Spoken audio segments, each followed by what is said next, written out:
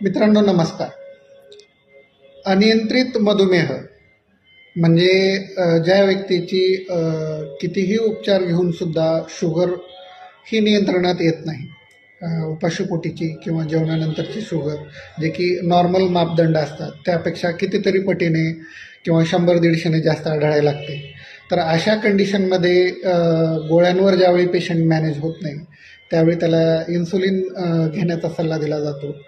आणि कालांतराने इन्सुलिनचा सुद्धा रेजिस्टन्स तयार होऊन इन्सुलिनला सुद्धा ती शरीर दाद देत नाही आणि त्याची शुगर रक्तात वाढूनच यायला लागते. तर ही हायपरग्लायसेमियाची जी दीर्घकालीन अवस्था आहे तर ही अतिशय धोकादायक अवस्था आहे की शरीरामधले अतिशय महत्त्वाचे किडनी, हृदय, मेंदू, डोळे, यकृत यासारखे अतिशय महत्त्वाचे अवयव हे हळूहळू कमकुवत करायला सुरू करते. एकंदरीत माणसाची इम्युनिटी ही सुद्धा कमकुवत व्हायला लागते.